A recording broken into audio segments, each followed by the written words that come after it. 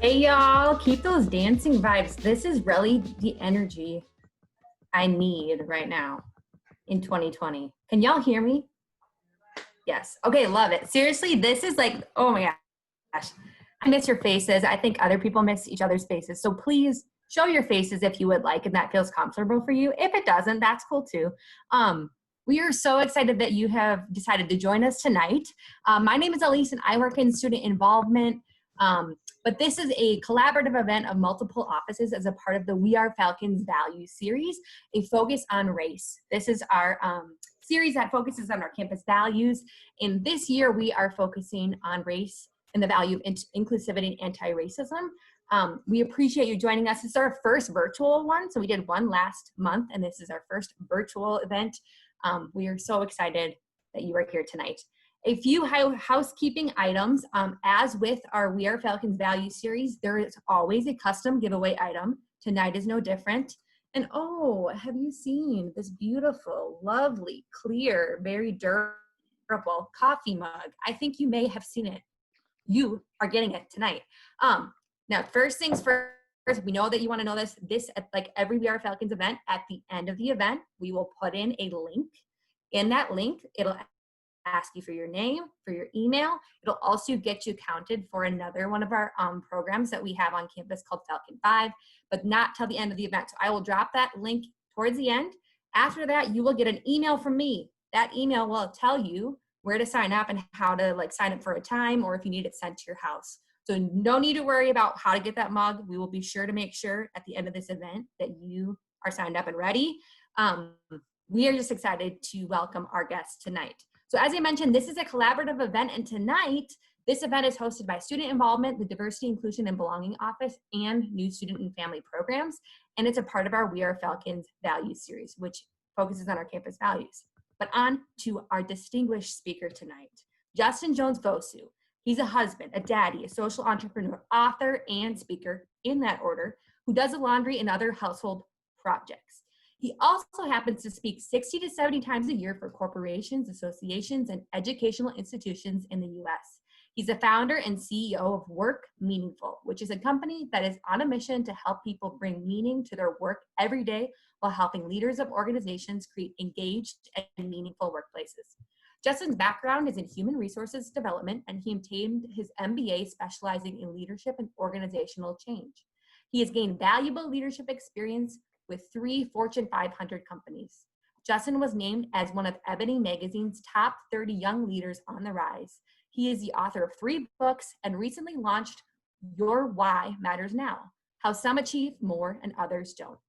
If you only remember a few things about Justin, it's that he's a husband and he loves being the daddy to 2 high energy children. He believes that these are more important than any accomplishments, recognition, or accolades. So get ready for this high energy presentation where you'll be educated, entertained, inspired, but most importantly, challenged to take action. Please join me in giving a warm virtual welcome. You can use the reactions on Zoom if you want, to Justin Jones-Vosu. All right. All ready? This is that ice cold Michelle fight for that white gold. All right, I'll put your hands together like this. All right. I see y'all. Okay. All right. Come on. Come on. Okay. I see you, Grace. Let's go.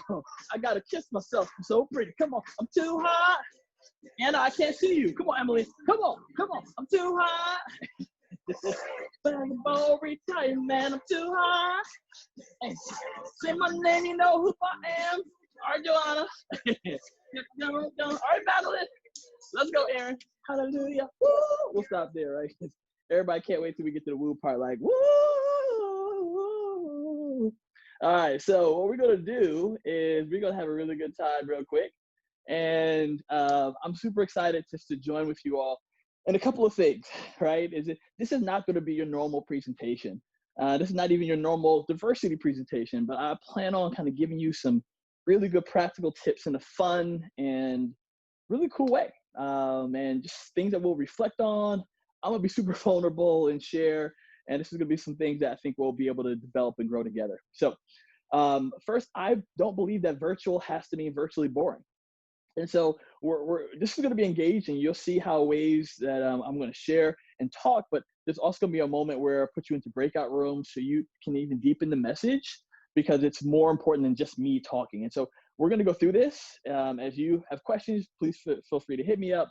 If you have questions, I'll do my best to engage. But one thing that I really, really love doing is engaging right here in the chat. And right here in the chat, TWG stands for that was good. That was good. And if there's a point that stands out to you that's relevant, that you feel is like really good, type in that was good. So let's try something like the person that just did the introduction, and Sarah and Aaron, all the people who came together to put this together are so dope. Let me see that was good. A TWG in the chat. Hey, TWG, TWG, TWG. Hey. Okay, right. As y'all can tell, I get a little lit. So I have a lot of fun. So awesome. So again, if there's something that stands out to you, you can simply put TWG. Or if you want to put what point that was, you can put TWG dash and whatever that point, if it makes sense. So please, there's going to be several times where I ask you questions in the chat, and I love for you to engage. This is a really good way for us to keep it live, to keep it fresh, and to not be like, hello, I'm Justin, and I'm going to give you the best webinar of your life. No. We're going to have fun. So a little bit about my history. Now, I am a person, and I know I come from this state. You know what state that is, right? I don't live there now, but I grew up here, Grand Rapids, Michigan. But have spent a lot of time in Wisconsin. I love the state. My brother actually did his medical school at UW-Madison, which I know is different than you all, but part of the UW system. So super excited. I've done a lot from UW Stout to River Falls to Madison to UW Milwaukee. So really love the UW system, and super excited for you all at River Falls just to be able to fully engage. But I have to share something. One of my greatest joys in life is this little bundle of joy. This is my daughter Lydia. It's a younger picture of her, and this is a more recent picture of my princess, who is already starting her first social entrepreneur enterprise, where she's trying to save the world, trying to save the earth, and around recycling and cleaning up trash and all that kind of stuff. And so she's just doing a bang up job. And this is a little guy here, and this is, we'll call him Prince Peter. His name is Justin Peter Kofi Irabi Jones Fosu II. Yes, it's a mouthful, but it's a lot of joy and fun. Thank you so much. I appreciate that, Grace. Yeah. So I want to start this off in a different type of way, right? I want to ask you simply, what type of hugger are you? What type of hugger are you? Now you know there's different types of hugs, right? There's the nice little formal handshake, like, hello, how you doing? It's good to see you, right? There's the I'm cool, I'm dap you up, yo, what's up, son? How you doing this? Good to see you. There's I'm not sure who still does this, the hand hug. Hey, how you doing this? Good to see you, right? There's the classic, the side hug. Hey, how you doing this? Good to see you. There's the I'm gonna hug you, but my body's not gonna touch you hug. Like, hey, how you doing this? It's good to see you, right? And then there's that full on frontal hug. It's like,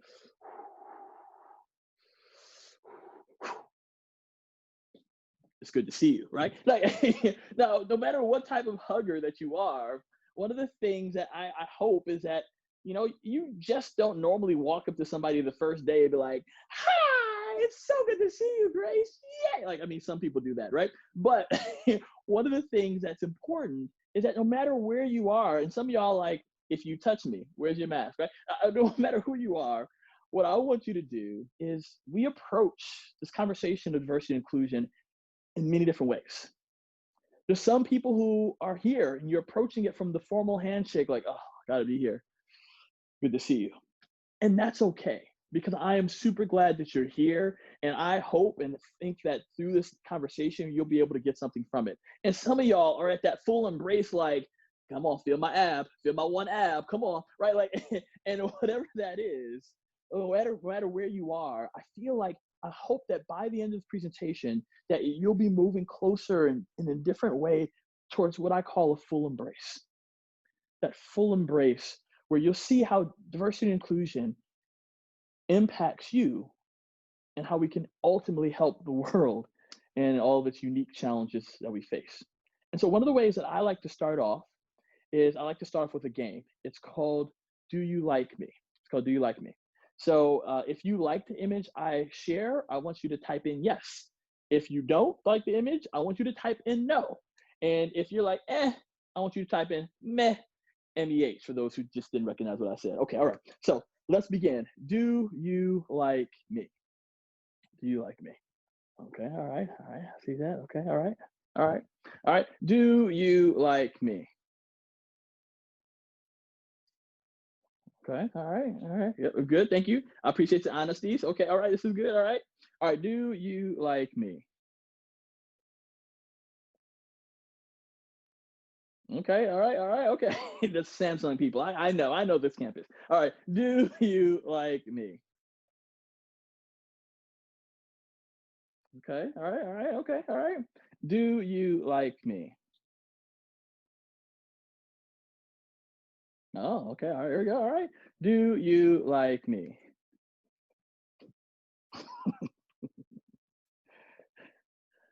Okay, okay. We got some. Oh, so some five S's mean something special. All right, I get it. Do you like me? Winter is coming. Winter is coming. All right, all right. Do you like me?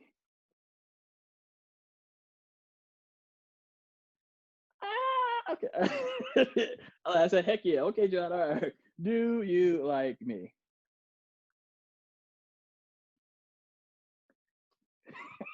Y'all are hilarious. I was giving this presentation and I was in speaking for Toyota in Iowa, and I had this guy in the front row. I was like, boo, boo, boo. Right, right. Do you like me? Okay, world champions. Okay, okay, yeah, okay, all right. Who? All right. Goat. All right, okay, okay, Zachary. All right. And do you like me? Now, many of y'all like, wait a minute, right? Like Sarah's like, who that, right? Who that, who that, who that, who that, who that, who that, who, right? Now, one of the interesting things is I love how you got to this guy. Now, who do you think this guy is? Who do you think? I like Joanna, like, he seems nice. Who do you think he is? Yes. Magadala, yes. I apologize if I said your name wrong. It's my dad, right? It's too late to apologize now, right? But I loved how you approached my dad because if we're open and honest, everybody else that I showed you, did you really know who they were? No, you knew what we are supposed to know of them or what they let us know. But when you got to my dad, it was like y'all were like, "Who's that?" Right? Because you weren't quite sure who my dad was. And that's the same way I ask us to approach the conversation around diversity and inclusion today, right? As we dive into this focus on race, we'll really get more to that in the second part. You'll see how we'll talk through that for part two. But this conversation is, I want us to focus on diversity and inclusion the same way you did to my dad. You withheld judgment just for a moment. Because think about it. Some of us, we come to this conversation with a set of judgment, with a set of understanding of what we think we already know. Think about it. Like we came out of our mother's womb in a hospital like whoosh, right? And we were holding hands with little Black and white and East Indian and Native American and Asian and biracial and Latina baby singing Kumbaya, diversity. And so we have this perspective, right? Thank you, Sarah. Right? We have this perspective of what we think diversity and inclusion is. And well, sometimes we even think it looks like this. Diversity Day. And someone's going to come in and talk to us about diversity. It's something that I've been pushing, that I've been wanting to push for a long time. But what some of you might not know is that I am also part Native American Indian. What part Native American? 2/15. That fraction doesn't make any sense. Well, you know what? It's kind of hard for me to talk about the suffering. Why don't we just defer to Mr. Brown? All right. Okay. First test. I will not call you that. Well, it's my name. It's not a test. Okay. Let me ask you: is there a term besides Mexican that you prefer? Something less offensive? Mexican isn't offensive. Man, I should have gotten some food. Collard greens. It's collard greens. What? It's collard greens. Well, that doesn't really make sense. You don't call them collard people. That's offensive. I want you to type in me if we have any old Office fans. We have any old Office fans on the Zoom today, right? All right, yes, awesome. And sometimes this is what we think diversity and inclusion looks like, right? And this is where I want to challenge the notion of what it looks like, because as a person who used to work in corporate America to help implement diversity initiatives, this is a kind of training that actually existed. And so I want to challenge the notion of how we think and what we think about diversity and inclusion. So I want to ask you a simple question, and I want you to be open and honest. Can we throw PC out of our windows, wherever we are, because I want us to have an open and honest dialogue. When you first hear the word diversity, what immediately comes to mind? What immediately comes to mind? When you first hear the word diversity, what immediately comes to mind? Type into the chat. Go ahead. Awesome. Race, right? Skin color, includes people of color. Race, diversity training. Differences, race. Similar, right? Race, ethnicity, race, people of color, groups of different people, inclusion, right? Race, ethnicity, yeah, social class, group of people, race. Thank you all so much. This is really helpful and good, because we come and we often think that diversity is one type of way, right? And sometimes we think of it, well, looking like this, right? And so I want you to reach out your hands. I want you to act like you're holding hands with the square next to you, right? And so some of you who are at the video, so I need y'all videos on if you can. And I want you to hold on, because sometimes we think diversity looks like this, right? We're all holding hands singing UNITY plus unity. And that's not real diversity. And what I uncovered and helping to implement not only corporate diversity initiatives, but working with educational institutions, is that we miss something vital.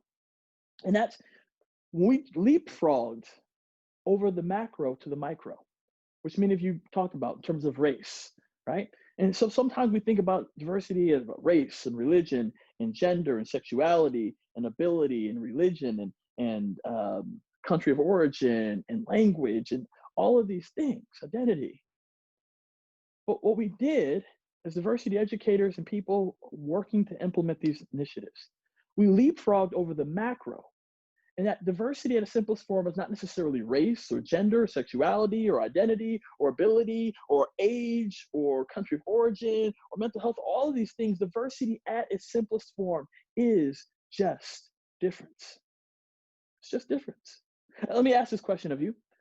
Could you come from the same place, look very similar, and still be very different? Yeah. And that's why I knew that there was a problem, that because I bet there's a lot of people who had a lot of head knowledge about diversity and inclusion, but very few people who had heart knowledge. And my friends, that's where true transformation happens. When's the last time you heard somebody change their whole opinion because they heard a statistic? Like 65% of people suffer because of that. I'll never do that again. Like, no, that doesn't happen.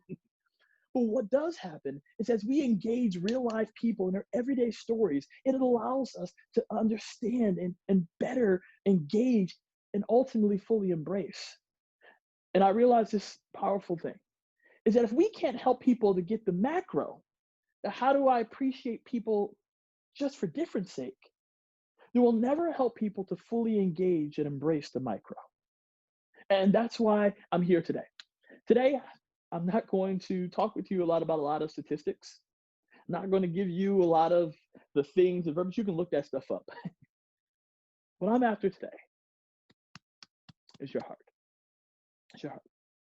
Because the conversation has centered over the last couple of decades around this diversity of thought. But where I want to focus in on is diversity of action. How do we move this forward? And one of the things is that we have to challenge what I call the herd, right? Now, have you ever seen any of these studies, right? There was elevator studies back in the day where you can look up on YouTube, and they had actors that would get on an elevator and they would face like the wrong way on the elevators. And there was no service elevator at that time, so it was just wrong way. And they would be like,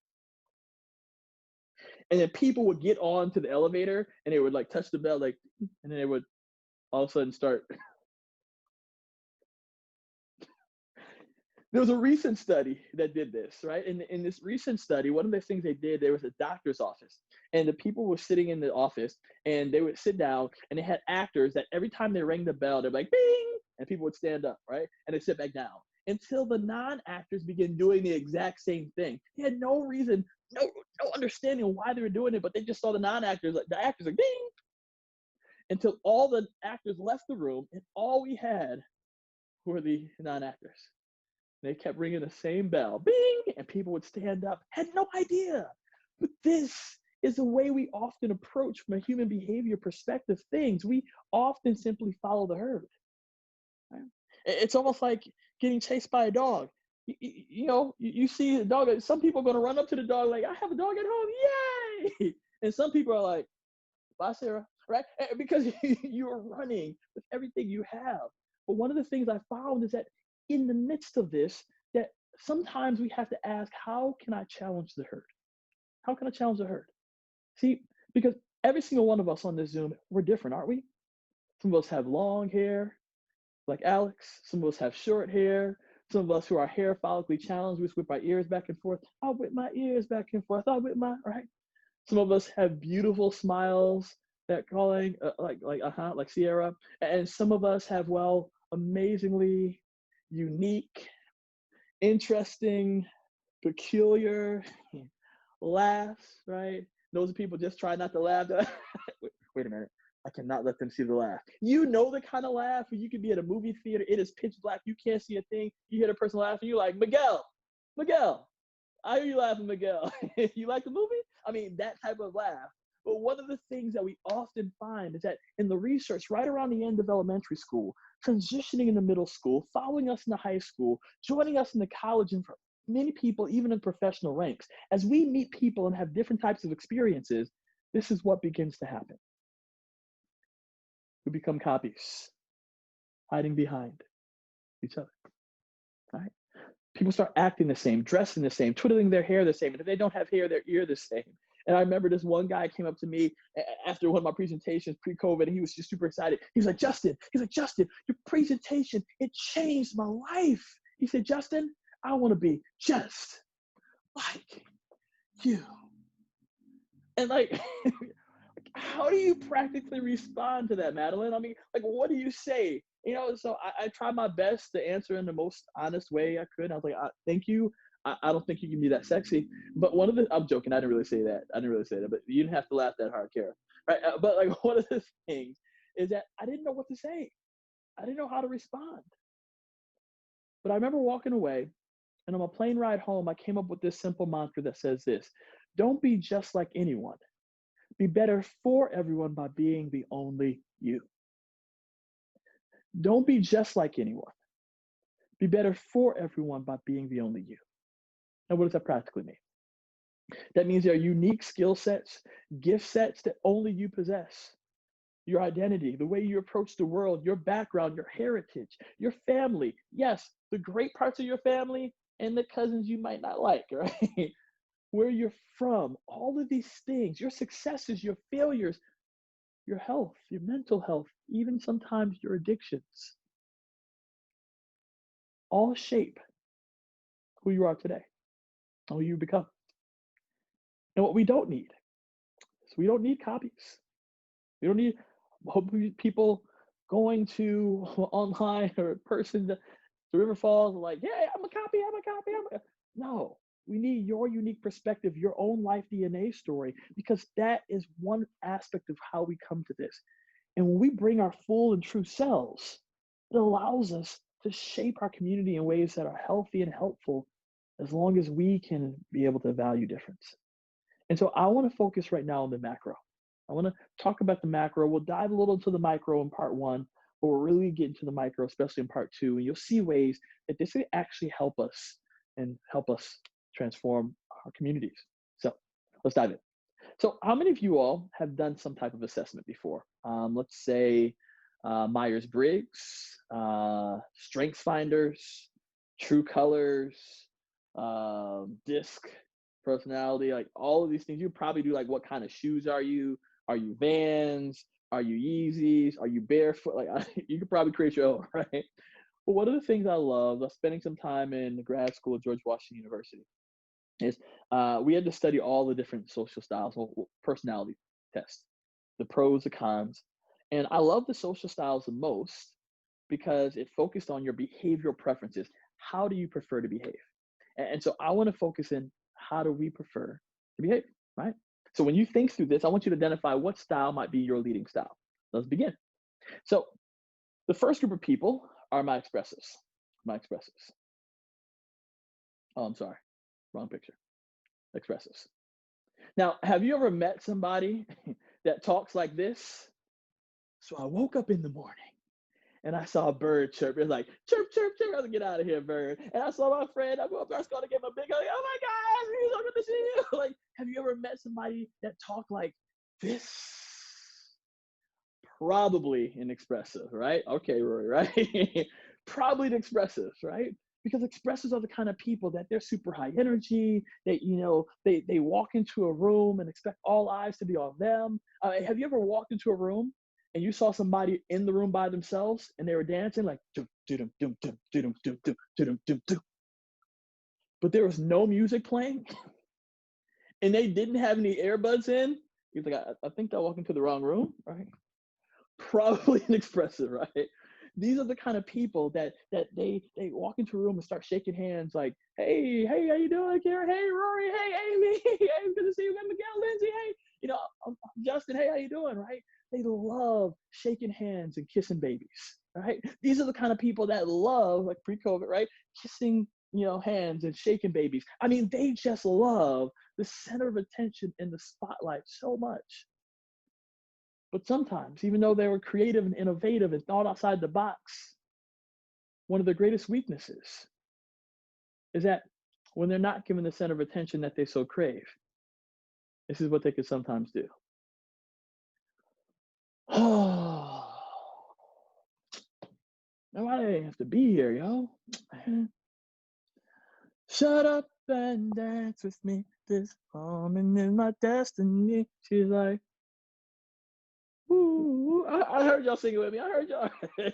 Shut up and dance, right? They're like, they didn't want my input anyway. These are some of the people that they can wear their feelings on their sleeves because they're some of the best cheerleaders. They're motivators, the people who help us bring meaning.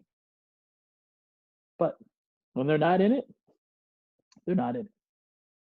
Their greatest need is to be recognized. To be recognized. The next group of people are my drivers. Now, who is this woman? Who's this woman? Yeah. All right. I'm in this meme. I don't like it. Hello there. Oprah, right? Now, drivers are the kind of people that they are task first, relationship second. They prefer the task over the relationship. It's almost like this. Have you ever been somewhere outside and you're trying to figure out where you're going to get something to eat? And somebody's like, hey, you want to go to Fridays? It's like, no, it's Monday. Like, okay, all right. I guess you don't want to go to Ruby Tuesdays. You want to go to Applebee's? Like, no, it's too generic. You want to go to drivers are in their car with their GPS set on where they're going. Yeah, absolutely, right? But they're just waiting for you to realize you're joining them, right? When you realize that, you're like, everything will be fine because you just realized you're coming with me. Because these are the kind of people that get stuff done. They love to-do lists. And if they're technologically savvy, they have all the apps that came out like Todoism, to do today what you forgot to do tomorrow, get things done, David Allen. They have all the apps. They even have the app that tells them when the new app comes out so they can check that off the box. I mean, these are the kind of people that get stuff done. High pressure situations, get it done. Time sensitive, get it done.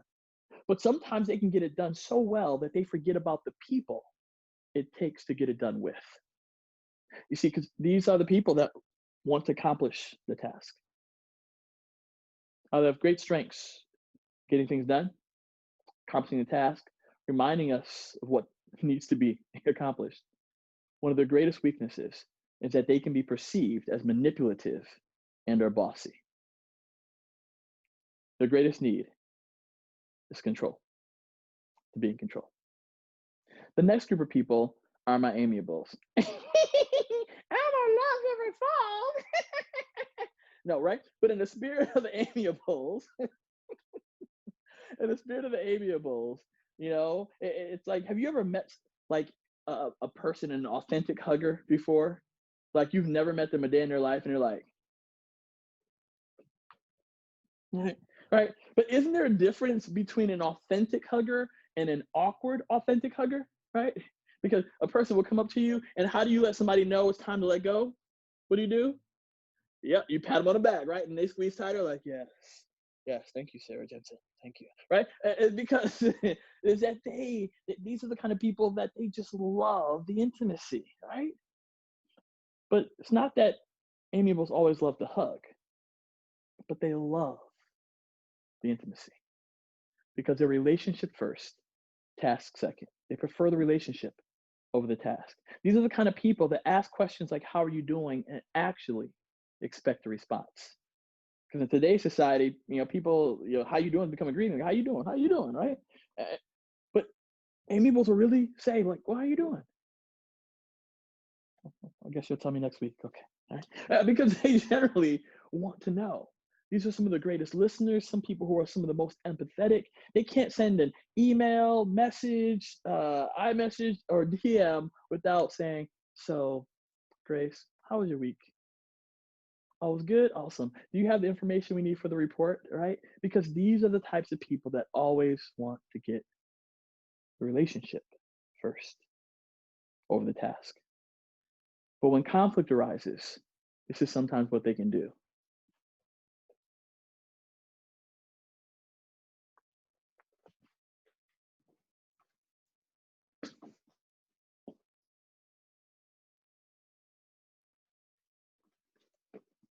Because they much rather preserve the relationship, sometimes at the expense of the task. Their greatest need is to have security, to be valued. And the next group of people are my analytics. Now, during my presentations, this is what analytics do.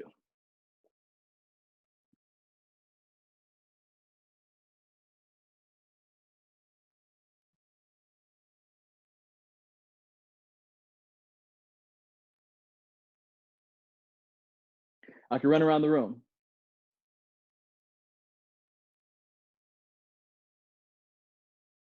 I can jump up and down.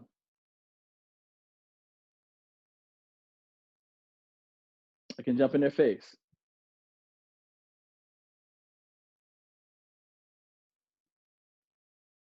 These are sometimes some of the hardest people to read, but these are the great thinkers among us because they're processing amazing tons of information. They're thinking about all the different possibilities, A, B, C, D, E, and F, right? They like statistics and numbers. They want to know that something has worked somewhere else before. They don't want to just change because you had a feeling or intuition that they should change. If you've ever been in a meeting, whether academic or athletic, and someone doesn't say anything, they don't say anything, the entire hour-long meeting, and then 2 minutes comes, 2 minutes left to go, and they're like, blue equals sky. And it feels like the holy grails appear, like, oh, and everybody's like, yo, why not think of that? And analytics are thinking, because you weren't thinking, you were talking. Analytics are the type of people that they just want to get things right. Their greatest need is to be right. Now, sometimes one of the greatest weaknesses is that they can spend all of their time trying to be right, that they can sometimes fail to actually act on what they think. Their greatest need is to be right. So I ask you simply, what style are you? What might be your dominant style? Before you judge, before you even say anything, don't type anything yet. No, because there's some of you who are like, Justin, I'm everything. Right? And yes, right? Some of us, we've learned how to be things for certain situations and people. But if I ask your top 3 to 5 closest friends and family members who just got to observe you just being you naturally, not what you think you need to be or society expects of you, but which style do you think you are? So type it in. Are you an expressive? Are you a driver, an amiable, or an analytic? Right? Which style might you lead with? Okay. Expressive, amiable, okay. Expressive, analytic, or driver, I don't know. Expressive, okay. Analytic, Elmo. I like Elmo. Y'all just like, I'm just not gonna call it amiable, it's Elmo, right? All right, analytic, I don't know if I go with that. This is good. Okay, that's good, Natalie, right? Driver, mix, right? Okay, cool, right? So all of these things, right? What I love about these styles, and some people, if you go in, there's a really good book called People Styles at Work. Do I have it up here? Yep, here it is. Look at that. I know my library. Isn't that good? Woohoo! Ooh. And so it goes through making bad relationships good and good relationships better. And so it's a really, really good book that goes through all the different, you see that? Boom. all the different styles. So if you want to dive deeper into that and really figure out and get a sense of who you are and how you best interact with people, that's a really good book, People Styles at Work. So one of the things I love about these styles is that, well, they also have these sandpaper styles. This is one of the reasons I love social styles. Now, when you rub sandpaper, how does it feel? When you rub sandpaper, how does it feel, right? It feels rough, right? Absolutely. Thank you, Emily, right? It feels rough, right? I once asked that question. I had a guy stand up. He was like, well, Justin, it depends on the kind of sandpaper. He's like, is it 1 inch or is it 3 inch? I was like, Andrew, you must work at Home Depot, right? But like, one of the things, it's like when you rub sandpaper, it just rubs you the wrong way, right? And there's sandpaper style. So who do you think is the sandpaper style for expressives? Who's the sandpaper style for expressives? Yeah, great. I love that, Alex. Good. Yep, analytics. Absolutely. Analytics, right? And what about the drivers? Drivers. Well, by process of elimination, the amiables, absolutely, right? And so while drivers are saying to amiables, would you stop touching me, please, right? And amiables are saying to the drivers, can't we all just get along? And expressors are saying to the analytics, would you just say something? And analytics are saying to the expressives, would you just shut up? Is that these styles tend to have conflict with each other. And so sometimes there's people in your life that you just don't like, and it's not for any other reason, but they just have a different style than you, right?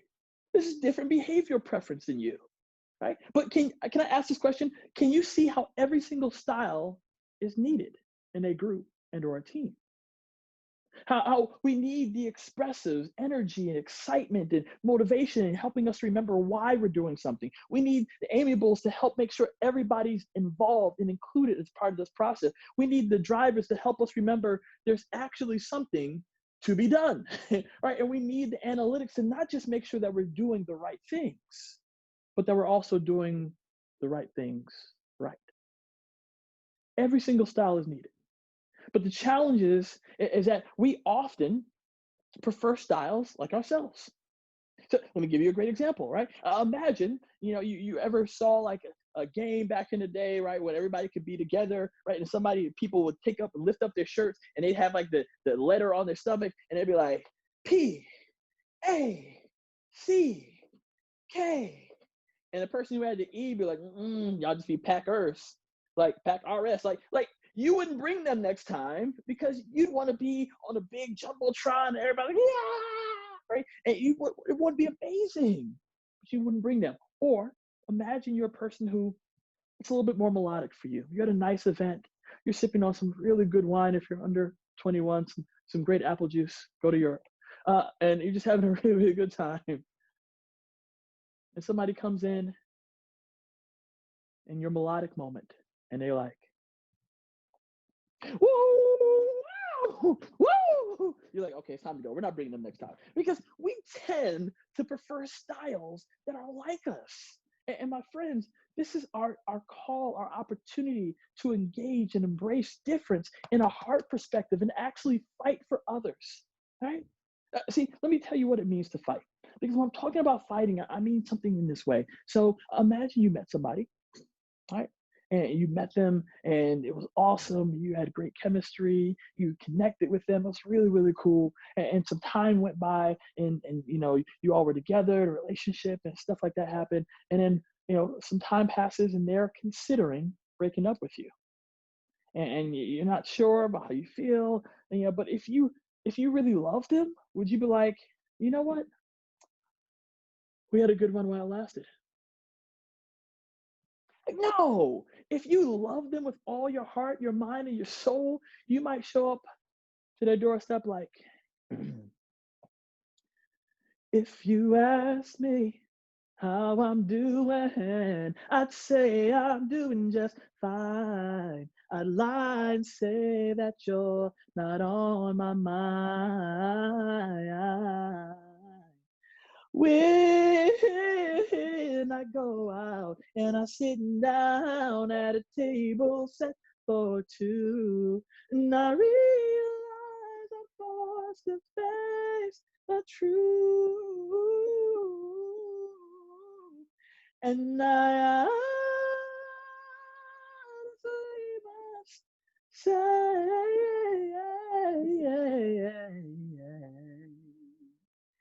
I'm not over you.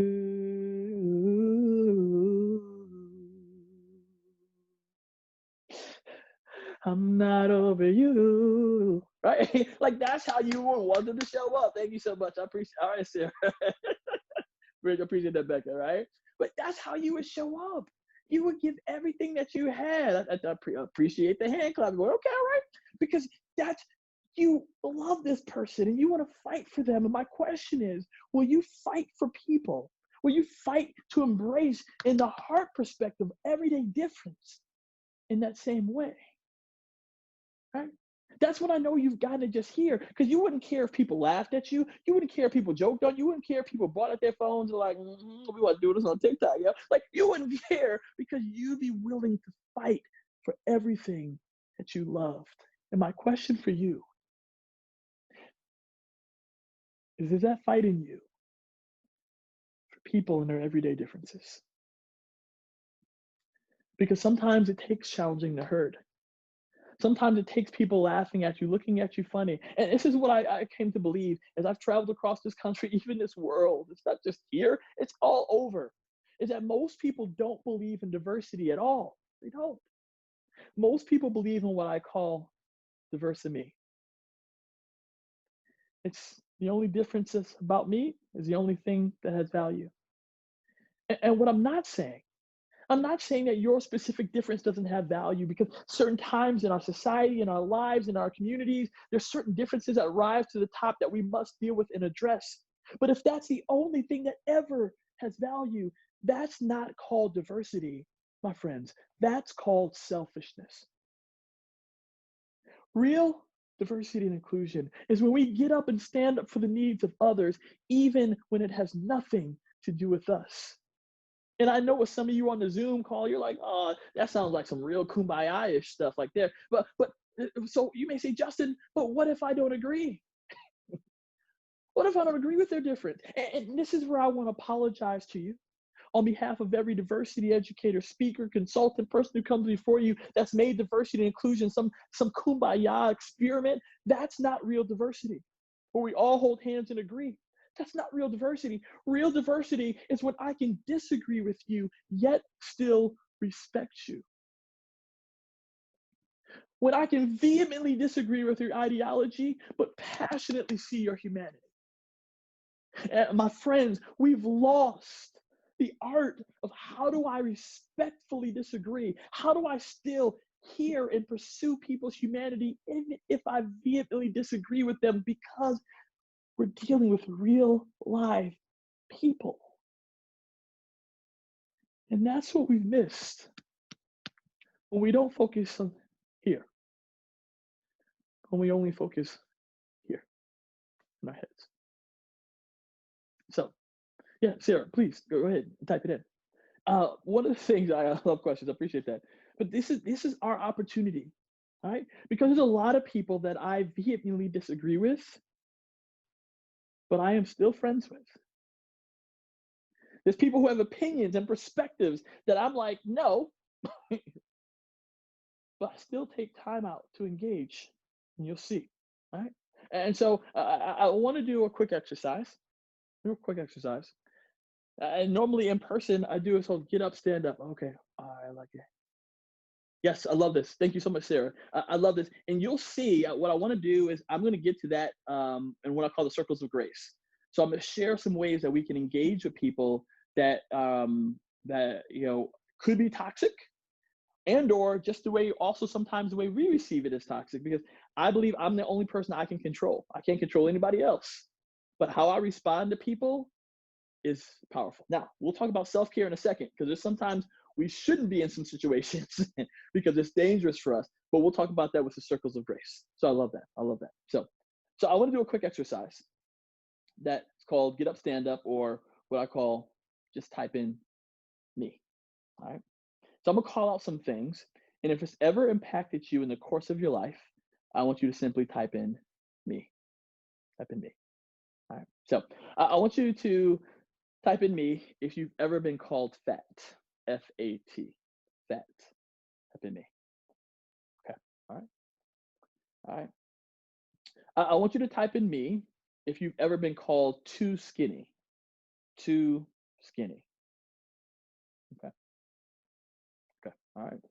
I want you to type in me if you've ever been called a dumb blonde. A dumb blonde. Okay. All right. Thank you. All right. Yeah, that's a lot of E. Thank you, Gretchen. All right. I want you to type in me if you've ever been called a dumb jock. A dumb jock. Dumb jock. Okay. Not a me. Okay, that's good. All right. A couple me. That's good. I want you to type in me if you ever were called nerd before it became cool. Nerd before it became cool. Okay. All right. I want you to type in me if you've ever been discriminated against because of your gender. If you've ever been discriminated against because of your gender. Okay. All right. I want you to type in me if you've ever been talked negatively about because of your sexuality. Talked negatively about because of your sexuality. Okay. All right. Thank you. Thank you. I want you to type in me if you've ever been called a quote unquote ethnic slur. A quote unquote ethnic slur. Okay. Thank you. Thank you. I want you to type in me if people joked upon or joked on you because you grew up without a lot of money. People joked on you because you grew up without a lot of money. Okay. Thank you. I want you to type in me if people falsely thought you lived a perfect life because you grew up with money. People falsely thought you lived a perfect life because you grew up with money. Thank you. I want you to type in me if you were ever felt made to feel less than because you or your parents did not grow up in this country. Either you or your parents did not grow up in this country. Okay. Thank you.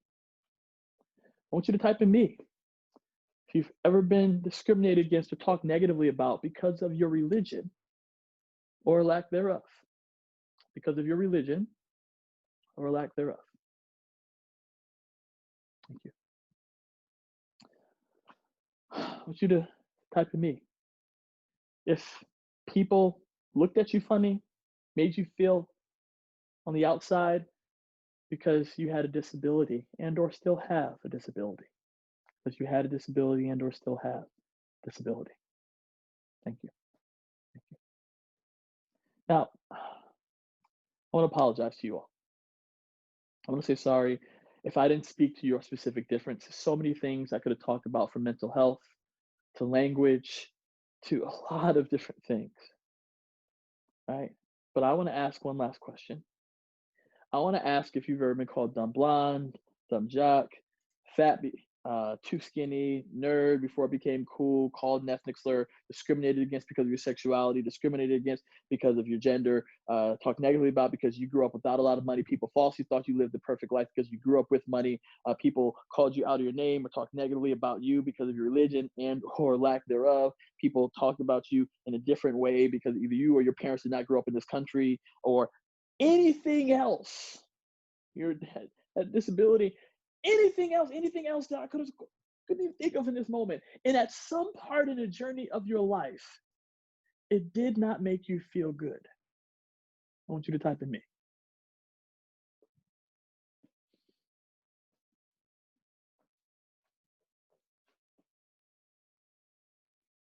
You see, y'all, there's a lot of me scrolling. So I have a question for us. So why in the world would we ever want anyone else to feel the way that we did? And my friends, you know how I know that you've not just gotten diversity inclusion here, but you've embraced everyday difference here? Is when you get up and stand up for the needs of others, even if it has nothing to do with you. See, what I'm not asking you to do is to agree with everybody.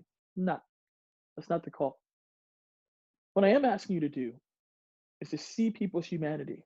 That's why I love some of the images where you can have two opposing protests and marches, and somebody else falls down, and somebody from the other side picks them up and carries them to safety because they see the humanity of that person. And that's where I feel we have an opportunity to get up and stand up for the needs of others, because I believe there's something truly powerful in that, because we would want that done for us. So I ask you simply, what is the golden rule? What does the golden rule say? What's the golden rule? The GOLDEN rule. What's the golden rule? I mean, you're typing ferociously. All right. Treat other people, yes. Thank you, Anna. Treat others how you want to be treated. Do others as you have done to you. Yes, Andrew, Elizabeth. Yes, absolutely. Treat other people the way you want to be treated. Now, I want to encourage, and I love the platinum rule. I think it's amazing. It's awesome. I do my best to live by it. I often fail, but I try harder to do my best to live by it. But I want to ask you a deeper question. I want to ask you simply, what's the platinum rule? What's the platinum rule? The platinum rule. What do you think it is? Let's see what you say in the chat. Yes, Andrew. Perfect. Do unto others as they want to be done. Treat other people as they should be treated. I like that, Sarah Sweeney. But we'll call that the bronze rule, right? But the platinum rule is simply this: treat other people the way they want to be treated. And you know why that's so valuable? It's because not everybody wants to be treated how you treat yourself. They don't. I mean, some of you like public thank yous. You love saying, Abby, I just want to say thank you. Your board is so colorful behind you. Just the way the things, the shapes and colors is so amazing. The bud, oh my gosh, your bud is so great, right? You love that. And somebody else, Ruth may just say, Justin, send me a DM, right? Just send me a private message. Don't give me all that fluff. I love my black background, right? Whatever that may be. It's like some of you're people who love to hug. And you walk around places in your community, whether you're in mask or not, you're like, hi, even air hugs, right? And there's some of you who hate hugs that you see them coming, you're like, no, right? But imagine you're a person who always loves to hug, and you come up to the person that hates to hug, and you're like, come on, hug the bear, hug the bear. Not Chicago, by the way, all right? You gotta hug the bear, right? Because that's not what they want. They would run from you because that's not how they prefer to be treated. But how do we find out? How do we learn how people want to be treated? We ask them. It's what I call the significance of story, right? And this is all the things that I love is that when we hear the stories of others, it allows us to be truly impacted and enjoy and experience their journey, because not every one of us is the same. And that's, my friends, is why I feel like we have to listen to one of the greatest philosophers over the last 100 years that simply told us to sit down, be humble. Hashtag Kendrick Lamar. Because it takes great humility to live out this next piece. That we should seek to be more interested than interesting. We should seek to be more interested than interesting. But as we meet people and engage people, we spend far too much time, myself included, trying to be interesting to people versus being interested in others. And so I want to share a framework that I feel can help us to enlarge our circles. Not that we'll always agree, but to enlarge our circles. And it's what I call the circles of grace. Circles of grace. Now, many years ago, I remember a situation happened in our society, and I saw on social media, and I was like, everybody saw this one situation in a different light. Does that still happen today? Okay, right. And I was like, how in the world could everybody see this one situation? This was 10 years ago, one situation in a different way. And so it challenged me to dig into some of the research. And so I created this model based on social isolation theory. And this model simply shows us why we see people and events the way that we do. Right? So as we go through this, I want you to see where we are and how we encounter people and events. So I'll ask you this question. Who do we tend to give the most grace or the most benefit of the doubt to? Who do we tend to give the most grace or the most benefit of the doubt to? Yeah. Perfect, Abby. Ourselves. You, right? You knew what you meant. You knew if you're being funny, if you're joking, if you're being sarcastic. You knew, and I'm gonna do some stereotypes for a second, so please don't judge me. But you knew if you were being Midwest nice, if you were being Southern nice, bless your heart, right? If you're being Northeast nice, like you still in my face, right? Like you knew what you meant. You knew the region where you come from and all these things, right? You. Then after that comes family members. Oh, he's a white man. This is also true, but not for everybody, Sarah. Again, not for everybody, right? So generally you, right? So this is good, right? Good. Then after that comes family members and friends. And that's how you could hear somebody say, well, or little Johnny could have done something. And little Johnny's like, little Johnny's mom is like, not my little Johnny. Little Johnny could have been a security camera, like, Mom, I'm so sorry, I did that. I promise I'll never do that again. And little Johnny's mom was like, I don't know who little Johnny that was. That must have been little Johnny's evil twin. I didn't know he had, but my little Johnny would have never done that. Wait till we get home, right? Or you see people, friends and family members, somebody would commit a heinous crime, and their friends and family members would say something like, I don't see how they could do that. They're just a good person. And then after that, people like you, or people like those that you love. And that's how you can hear people say, well, that could have been my son. That could have been my sister, St. Louis. That could have been my mom, my cousin. And after that, y'all, everyone else. And let me ask you this question, rhetorical. Where's everyone else? They're outside the circles. They get no grace, no benefit of doubt. They're guilty until proven innocent. Right? And one thing I forgot to mention, but this is a very important part for this presentation, is that while I said nobody agrees with or believes in diversity, the other piece is also true, that everybody loves diversity as long as it's their brand of diversity. And that, my friends, is a challenge because sometimes in our everyone else's, it's people that don't subscribe to the same brand of diversity that we do, and that we often may hear or challenge ourselves in our own circles.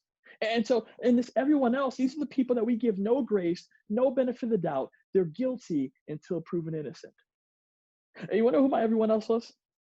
Several years ago, I'm gonna tell it to you in story form. So I remember I used to fly quite a bit. I used to speak 50 to 60 times a year, and I'm a people watcher. Any other people watchers on the Zoom? Okay, we got some people. All right, right. So I just love watching people. So I'll be sitting in a plane watching people like, oh, that's a nice MK bag. Okay. Look at those Yeezys. Or are those cheesies? Not sure.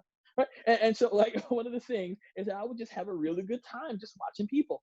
And I remember sitting on a plane, and this gentleman gets on the plane of what some might consider Middle Eastern descent, what some might say was wearing traditional Muslim garb. And my body posture didn't change.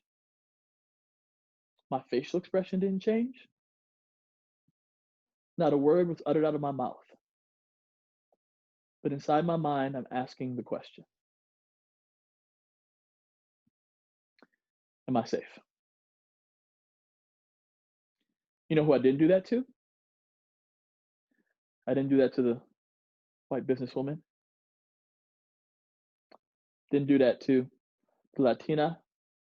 Didn't do that to the African American gentleman.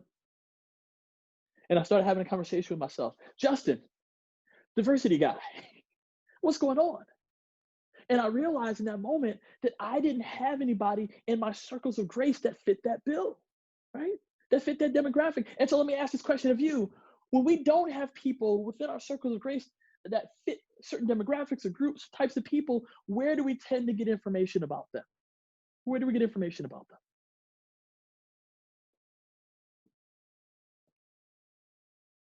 Yes, internet, stereotypes, media. Yes, media, news, right? second and third hand information. It's almost like this. Have you ever had somebody talk about you, but never to you? Like, don't you hate that? You're like, why don't you just say something to me? But y'all, we often do that to whole groups of people. Many times it's not even malicious. Let me break it down like this, because our brains are actually wired that way. Our brains are wired to collect information. And so it does this thing called categorization, where it takes this piece of information, it categorizes it because it wants to focus on things it thinks it doesn't know. It wants to be as efficient as possible for things it thinks it doesn't know. And so it's easy to recall this category that we put because we get it in second or third hand information. Let me give it to you in a different way, right? Imagine you've had the privilege of driving, and every day, Monday through Friday, you take the same exit. Monday through Friday, you take the same exit. You're there on Saturday too, not sure why, but you take that exit, right? Monday through Saturday, you take this exit. And then one day you're supposed to go straight, but what do? You take the exit. Because your brain is on autopilot, conserving itself for things it thinks it doesn't know. And my friends, this is what we often do with people.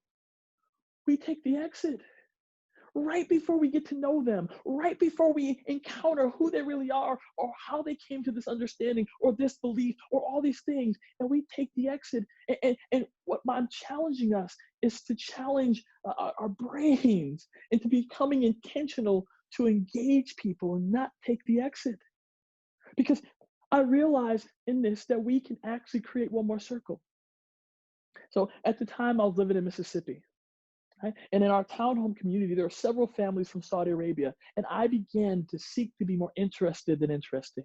I began asking questions like, what's it like growing up Muslim in America? Or what's your journey of your family like? Or what do you want hope for your kid? And I realized a lot of powerful things. First of all, that not everybody who's from Saudi Arabia is Muslim. I learned so many powerful thoughts and things because I sought to be more interested than interesting.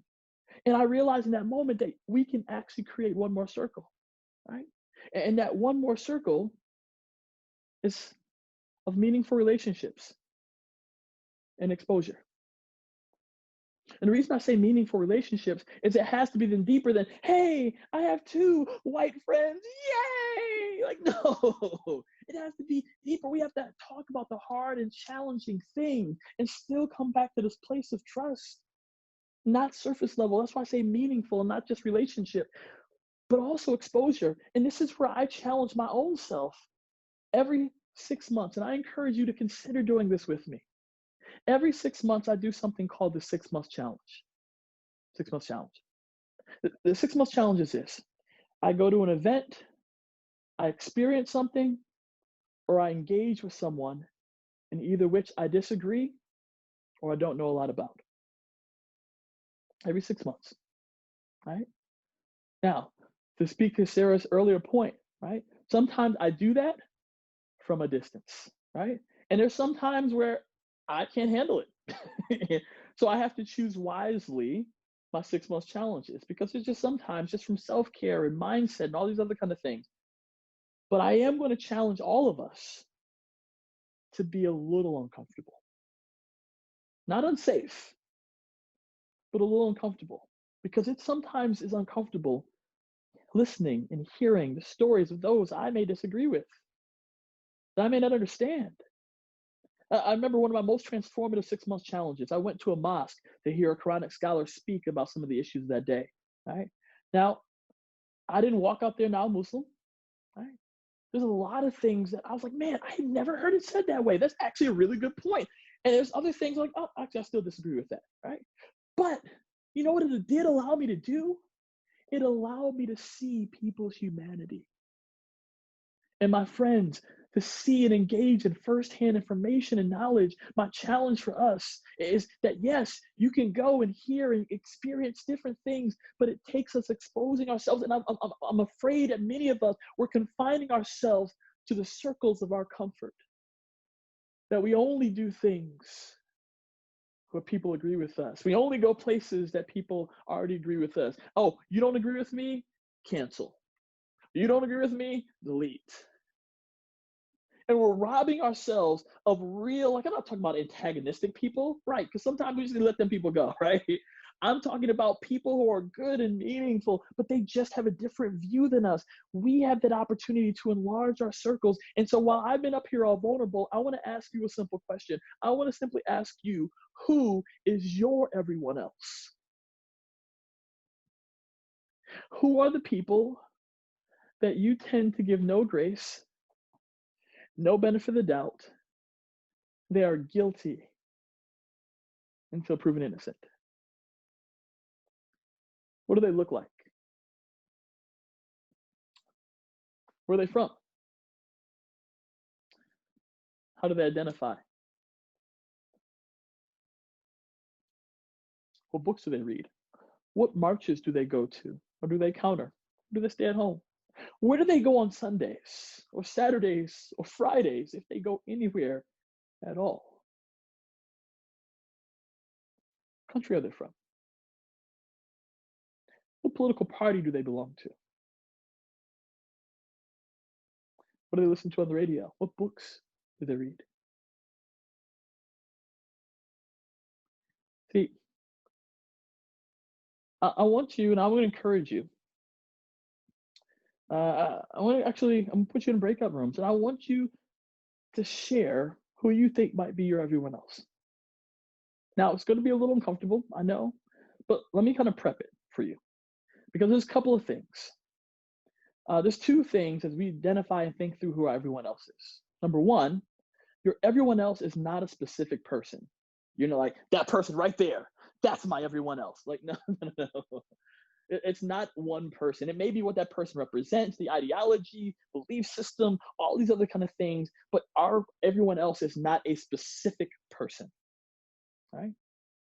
Number two, there's some of you who are on the Zoom who are like, Justin, I just love everybody.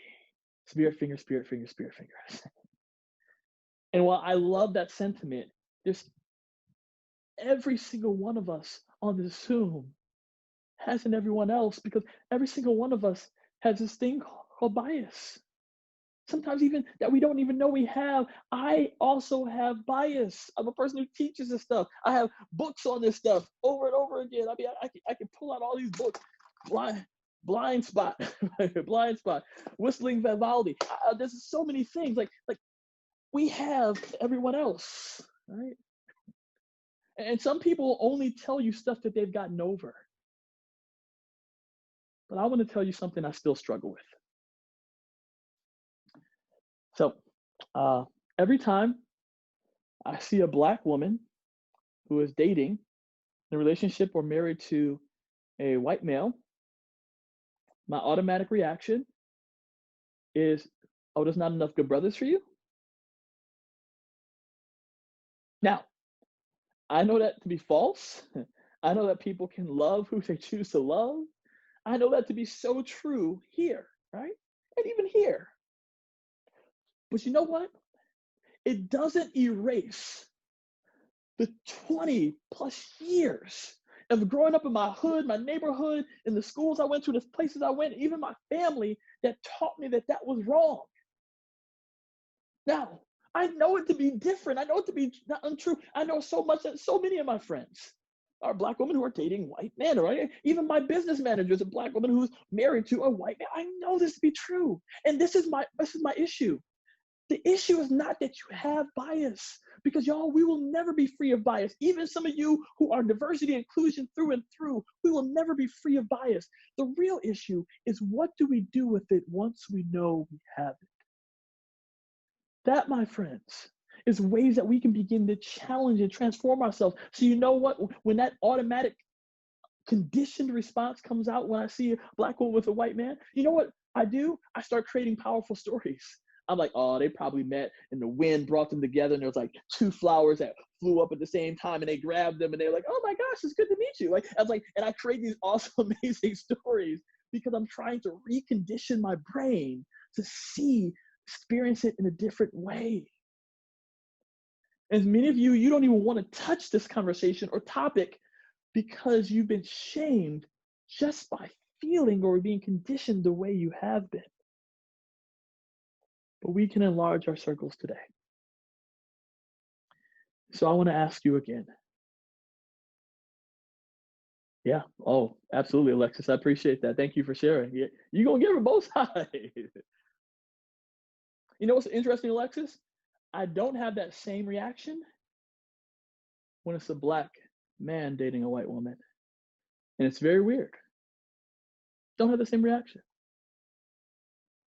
But part of that is conditioning. So anyway, but I want to ask you simply, who is your everyone else? Who do you give no grace, no benefit of doubt? They're guilty until proven innocent. So I want you to do, I encourage you, please do your best to be open and honest. I mean, this is an opportunity. Don't let me just be the only one vulnerable here before you. But I'd ask for you just briefly within your groups to share. Now, some of this may work, so I'm going to try my best as I automatically put you in breakout rooms. If you have any issues, press the help button. But I'm going to allow you to then unmute yourself to be able to ask as we dive in. So, all right, let's begin. All right, Sister Professor Jerome. All right, there we go. Over here. All right. You'll come back, and after you come back, we will get started with finishing out the rest of the presentation. So take a moment just to share who everyone else is, and try to do it if you can in 60 seconds or less. All right, let's begin.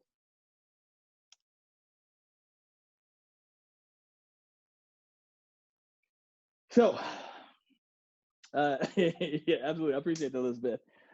So what I'd love for you to do is I'd love for you to share in the chat real quick how that felt.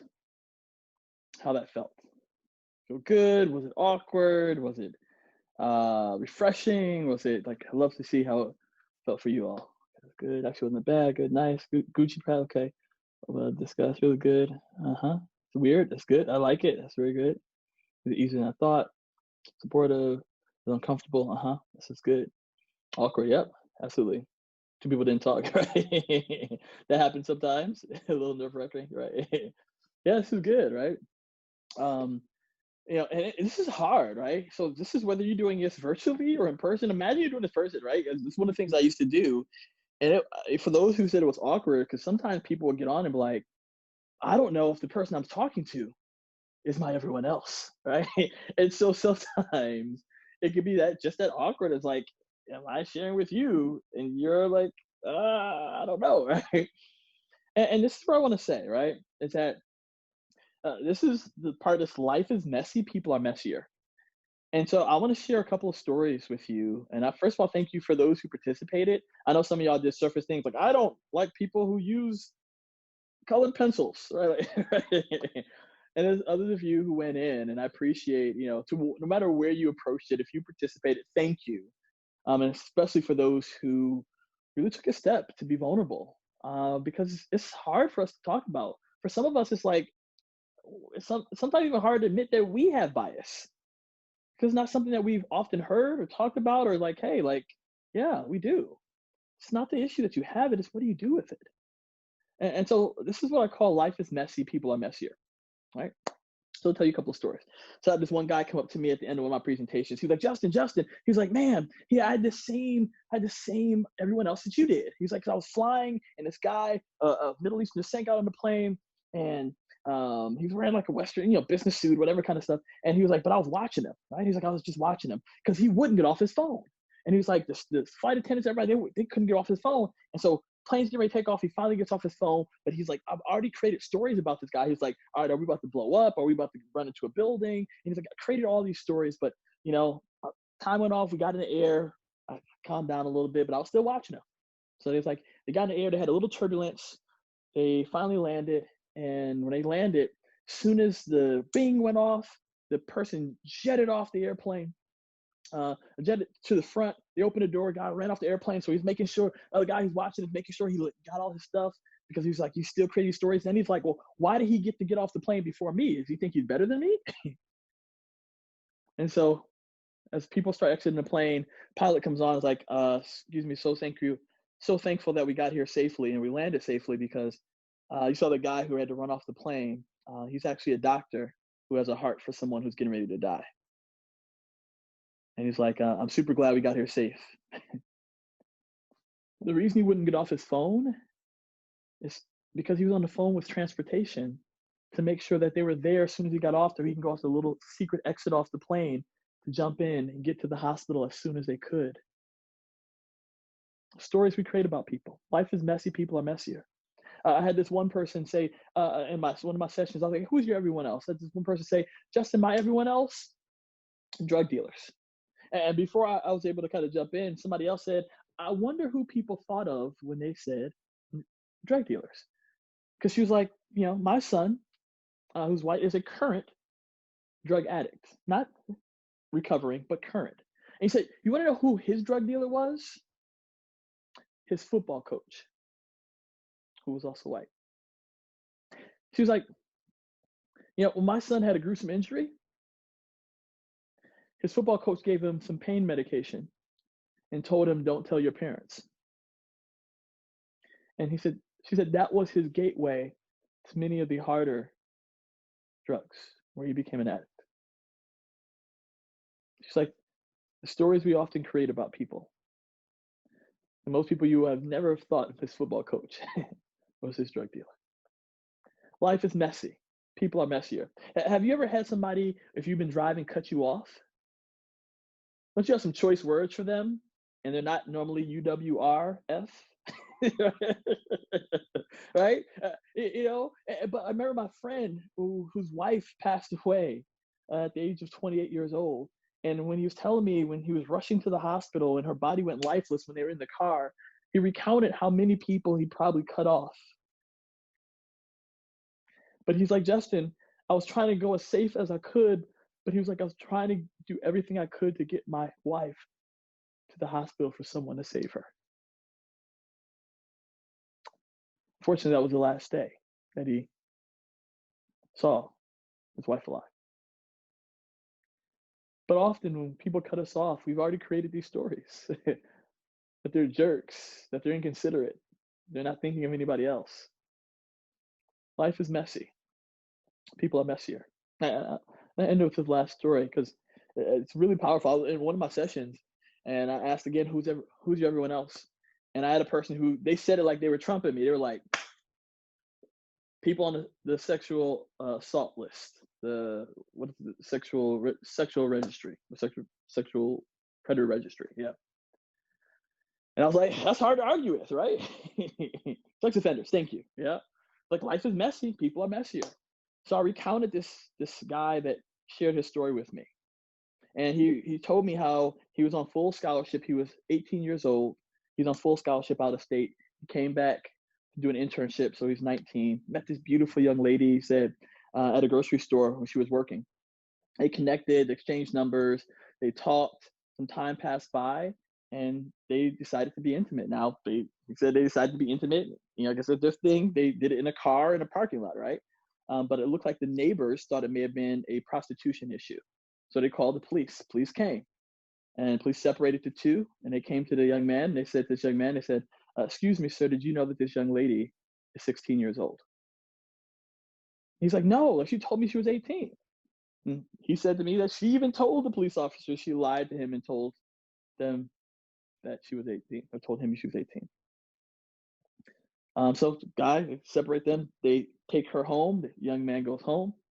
And he said 2 weeks later, he gets a letter in the mail from the district attorney saying that he's being charged with a felony sexual assault charge. And he's devastated because he's like, I didn't know. Like, what am I supposed to do? Like, and so the guy's devastated. And he shares his frustration because he got a court-appointed attorney because he didn't have any money. And his court-appointed attorney said, hey, you should just plead guilty. At least you'll avoid jail time. And he was unsure, but he knew that he didn't want to plead guilty because guess what? He'd lose his full scholarship because he was out of state. And he wouldn't be able to leave the state. He'd be on parole, and he would forever be on the sex offender registry. But on the other hand, he wanted to avoid jail because he knew he really couldn't do jail time. So he didn't know what he was going to do. They get to the day of the court case, and he's still unsure of what he's going to do, but he sees his door open, and he tells me about, as his door is open, he sees this woman walk through, and it's the young lady's mom. And she goes straight to the prosecutor's office and she says to them, "You all are about to ruin this young man's life over my daughter's lie." And it was then and only then that the prosecutor decided to lessen the charge from a felony to a misdemeanor, aiding in the delinquency of a minor, where he only had to pay $500. This young man was telling me a story. It blew me away because he said he was one mother away from being that woman's everyone else. And you know what's even more interesting? That young man was me. I was one mom away from being people's everyone else. They would have not even taken the time to know my story, to hear my perspective. They would have easily have taken the exit. And that, my friends, is why I encourage you and myself to not take the exit on people, but to move forward and get to know them, sometimes at a safe distance. Sometimes it's not the right time to engage because we have to deal with self-care and self-preservation, but we can't always connect and do things with people that we agree with. Take it from me, right? And you would be dumbfounded about how many stories I received after my presentations of people who shared, if people only knew my story, I'd probably be there everyone else too. So take an opportunity to really hear the significance of other stories. Don't just have it here, but have it here. And so I want to say thank you. This was part 1. And part 2 will be in 2 weeks. And in part 2, which I'll hope that you stay tuned for and come back for, part 2 will dive into some things like stupid stuff smart people say, to what I learned from the kid on the plane who wouldn't shut up, to the right hand paradigm when I realized I was right-handed in a society that catered to my right-handedness. And a lot of other things, practical ways that we can move not only from head to heart, but now from heart to hand. Some very practical ways. But I ask you, what will you do? How will you engage your everyone else and begin to enlarge your circles? Because this is how we can truly embrace the beauty and value of humanity, not just at UW River Falls, but in our society. Will we be the ones? Will we be the generation that sees people's humanity even when we disagree with them? Even when we vehemently disagree with their ideology? Will we passionately pursue their humanity? So with all that being said, even before next time, I'd love for you to stay connected with me. I'm Justin at Justin Aspires, and I'm also at I Work Meaningful. I'm at I Work Meaningful at all these wonderful places. I love LinkedIn, but I'm on the gram and Twitter and all that kind of stuff as well. So please stay connected. And I'll give you the series on part 2 so you can have the series to kind of go back over. What I will be giving to Sarah and the leadership is some additional resources for some of you who want to dive in deeper, some books, some podcasts, and some other things that you can watch and or engage to take the message and make it even deeper. But I want to say thank you for tuning in. I'm so grateful that you chose to spend some of your evening with me. I hope this was fun, reflective, enlightening. But at the end of the day, I hope it leads you to a place of action where we can enlarge our circles, seek to be more interested than interesting, fight for everyday difference. And I just want to say a special thank you to Sarah Peters and her whole team for making this happen. So super thank you. Sarah, would you like to come out and say anything to end us out as we get ready to transition?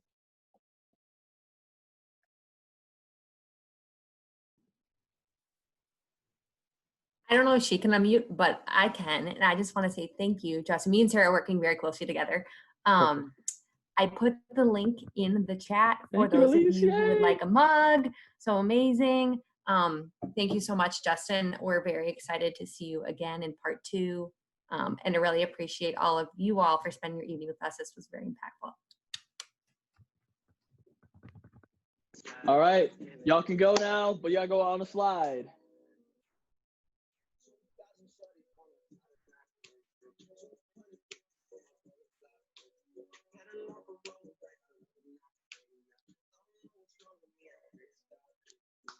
Thank y'all for on the video. Appreciate y'all.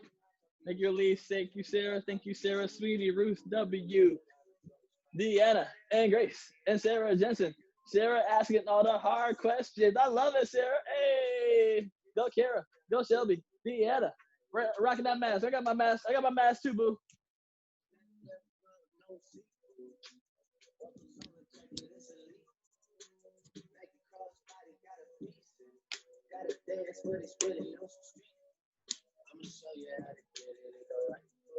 Hey, hey, hey, hey, hey. The Spotify for.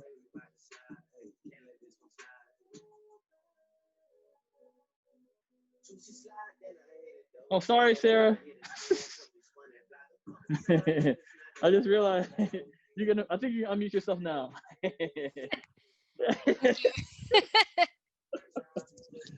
I was so protective of the. No, it's good. Thank you.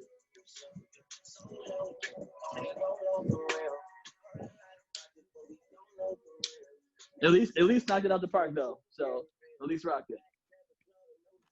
Thank you. All right, y'all. Now, normally I would dance with my kids, but they are asleep now. I'm on the East Coast, so y'all have a good night. I'm gonna turn it off. I'm gonna turn it after the song's done. Thank you all. Thank you, Joanna. Thanks for coming, everybody. Mark your calendars for the 26th at 7 p.m. We'll see you there. Hey, hey, hey.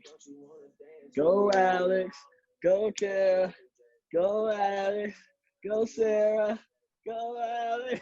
Go, Sarah.